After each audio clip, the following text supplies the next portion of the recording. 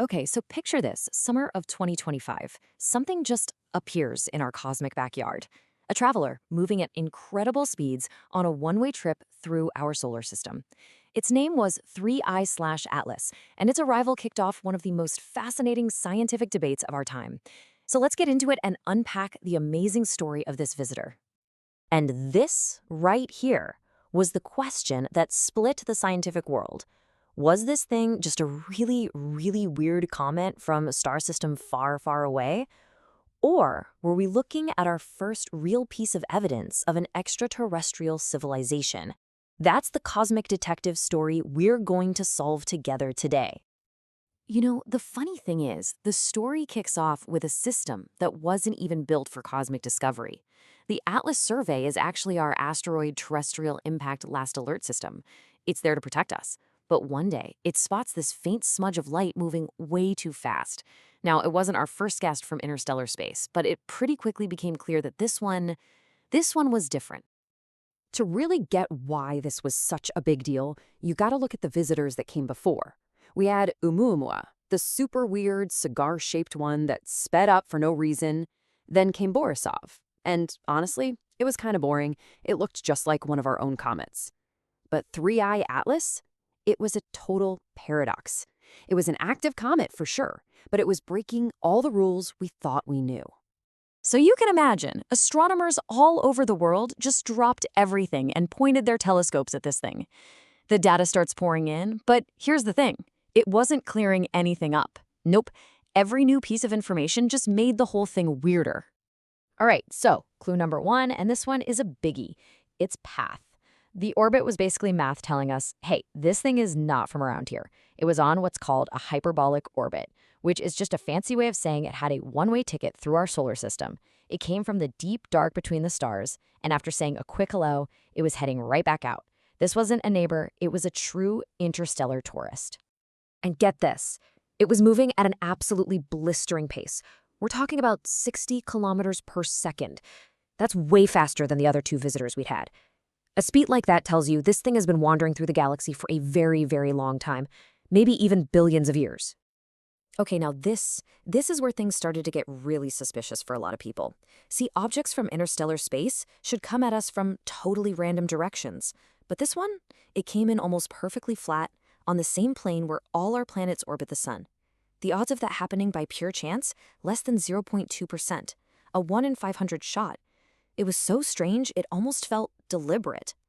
So you've got this super fast object with a weird chemical makeup on this bizarrely convenient path. And boom, the battle lines are drawn. The scientific community found itself split, trying to figure out two profoundly different explanations for the exact same set of facts. On one side, you had the mainstream view, which was basically, hey, it's weird, but the universe is a weird place. This is awesome. It shows us how different other star systems can be.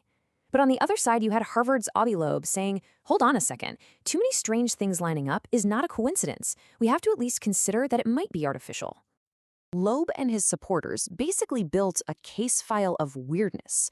You've got this anti-tail, a jet pointing the wrong way, a chemical signature that looks more like an industrial alloy than a space rock, that 1 in 500 orbit, and the fact that it was going to be closest to the sun when we couldn't see it. You put all that together, and the argument was, this thing looks like it was designed. Look, a compelling story is one thing. Hard evidence is another. And that's what science is all about, right? So a huge global effort began, using our most powerful instruments to check every single one of these anomalies. So let's follow the data, just like the scientists did. All right, first up, let's tackle that so-called anti-tail. I mean, this was the big one. Everyone knows a comet's tail is made of gas and dust that gets pushed away from the sun. So what in the world was this feature pointing towards the sun? It seemed to defy physics. And this observation, of course, led to that bombshell suggestion. Maybe it wasn't a tail at all. Maybe it was an engine, a propulsion system, firing. I mean, wow, talk about a headline-grabbing claim. But was it true? So, was it an engine? Well, it turns out, no. The real answer is a little less sci-fi, but actually super cool. It's a known phenomenon, even though it's rare. It's basically an optical illusion. The comet was shedding these big, heavy dust particles. They're too massive to get pushed around by the solar wind, so they just keep trucking along the comet's original orbital path. From where we're standing on Earth, it looks like a tail pointing the wrong way. Okay, anomaly number 2. Its size. The first reports were saying this thing was huge, dozens of kilometers wide, just statistically way too big for an interstellar visitor. But then we pointed the Hubble Space Telescope at it, and Hubble's vision is just incredible. It sliced right through all that fuzzy gas and dust and found that the actual solid core was less than 5.6 kilometers across, a totally normal, even kind of small, size for a comet. The giant was just a big cloud of dust. All right, but what about that weird industrial-looking composition? For that, we needed the big guns, the James Webb Space Telescope. And Webb gave us the answer loud and clear. This thing was made of carbon dioxide, almost 90% CO2. And water, the main ingredient in our comets, barely any at all. So you see, it wasn't some kind of alien metal. It was just a different kind of comet. Our comets are basically dirty snowballs, mostly water ice. This visitor, it was a dirty dry ice ball. And that is huge because it's a physical clue, telling us that it was born somewhere totally different and way, way colder than our own solar system. And finally, what about that 1 in 500 orbit? That coincidence? Well, that really comes down to 2 simple ideas. First, in a universe this gigantic, low-probability things happen all the time. And second, and this is the important part, there's something called the observation selection effect. We find things where we're looking. And since most of our telescopes are pointed along the flat plane of our solar system, we're just way more likely to find things traveling along that plane. It's not a conspiracy, it's just where our eyes are pointed. So after all that, after a massive worldwide investigation using our best technology, where did we land? What's the final verdict on our mysterious visitor from another star? Well, let's just run down the checklist. The anti-tail? A natural illusion. The giant size? Turned out to be based on fuzzy data. The strange orbit? Rare, but totally possible. In the alien composition? Well, it was alien, but it was evidence of an alien star system, not an alien spaceship. The verdict is clear.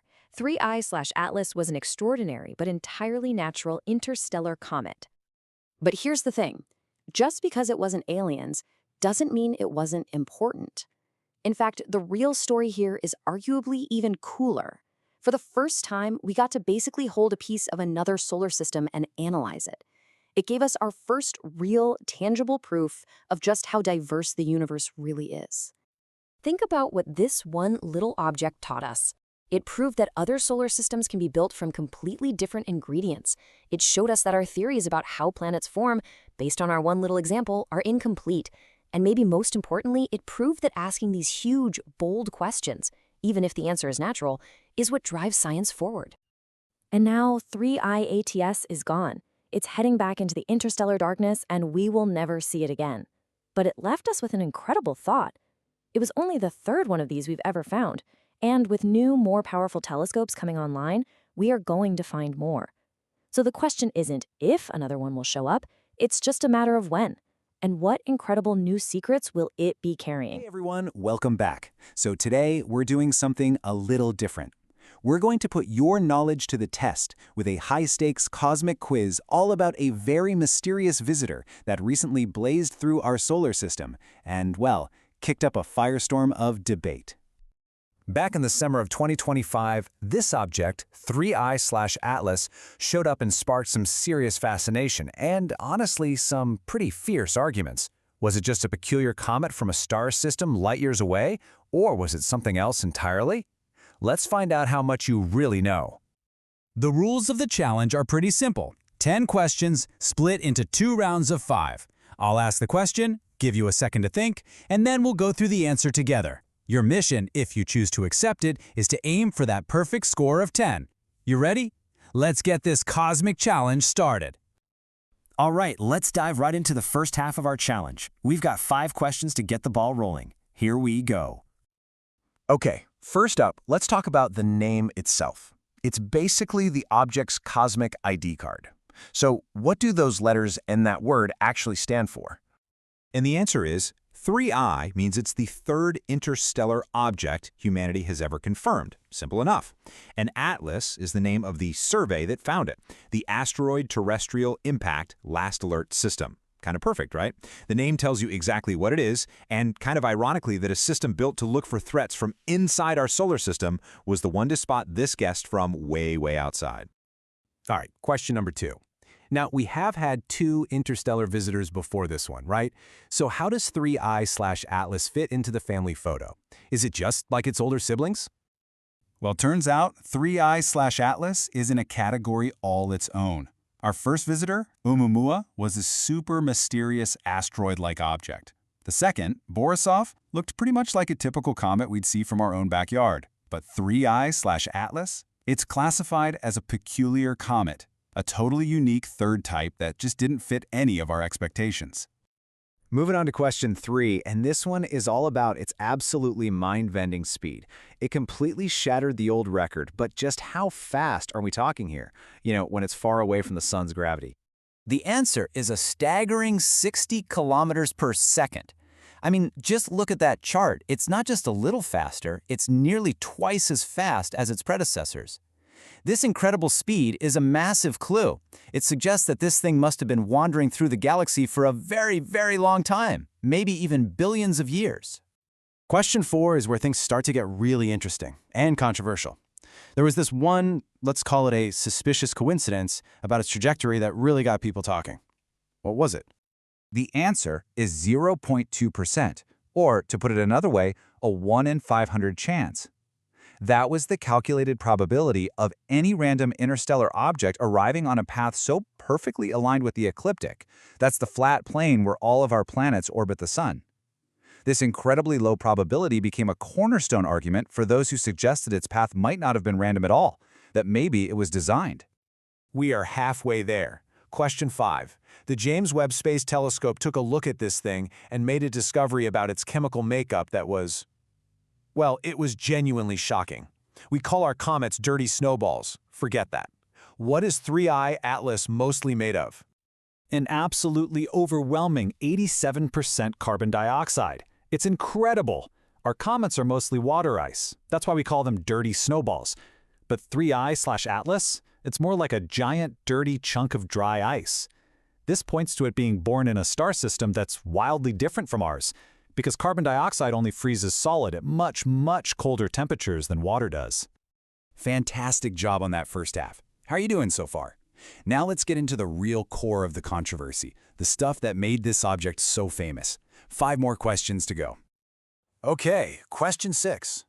At first, the estimates suggested this thing was absolutely enormous, a real monster. But then, a very famous telescope got a much clearer look. So how big is its solid core, its nucleus, really? The Hubble Space Telescope revealed that the nucleus was way, way smaller than anyone first thought, probably less than 1 single kilometer across. It turned out that over 99% of the light we were seeing wasn't the object itself, but just sunlight reflecting off the gigantic cloud of gas and dust that was surrounding it. It's like trying to find a marble inside a giant cloud of fog. Question 7 is all about the central figure in that whole alien probe debate. One particular Harvard professor became famous for listing 8 different anomalies, including a very, very strange feature called an antitail. Do you know his name? That would be the Harvard astrophysicist Avi Loeb. He argued that features like the antitail, a tail that seemed to point towards the sun, is just not how natural comets are supposed to behave. He put forward the idea that this could actually be evidence of some kind of artificial propulsion, and that's when the debate really exploded. Which, of course, brings us to question 8. So what is the mainstream scientific explanation for this weird antitail? Well, the consensus view is that it's a rare but totally natural optical illusion. Basically, heavier dust particles don't get pushed around by solar wind as easily, so they kind of lag behind in the comet's own orbit. From our specific viewpoint here on Earth, that trail of heavy debris can look like it's pointing toward the sun, so no engine required. We are almost at the finish line. Question 9. Earth-based telescopes weren't our only eyes on this visitor. Humanity has some robotic emissaries out there in the solar system. Which of them helped us get a better look? We actually used a whole solar system-wide network to watch it. As 3I 2018 Atlas flew past Mars, orbiters like the MRO turned their cameras to get a look. And as it heads out toward Jupiter, probes like Juno and JUICE are getting ready to do the exact same thing. It really became a multi-planetary observation campaign, which is just awesome. And finally, we've arrived at question 10. This is the one everybody asks. After all this excitement and debate, was there ever any danger to Earth? The answer is an immediate and definitive no, not at all. At its closest point, 3I Atlas will be a very, very safe 269 million kilometers away, so we can all breathe easy. And that is a wrap. The challenge is complete. Go ahead, tally up your score. How did you do? Are you a cosmic master, a skilled stargazer, or a curious explorer? Hey, whatever your score, you definitely know a whole lot more about our fascinating interstellar visitor now. You know, in the end, while 3I probably wasn't an alien probe, it was still a profoundly important scientific catalyst. You can think of it as a peaceful messenger from another star system, one that completely challenged our understanding of how planets and comets even form. It left behind a mountain of data and a renewed sense of wonder, reminding us all that the universe is just far stranger and way more diverse than we ever imagined. And that is the real takeaway from this amazing celestial encounter.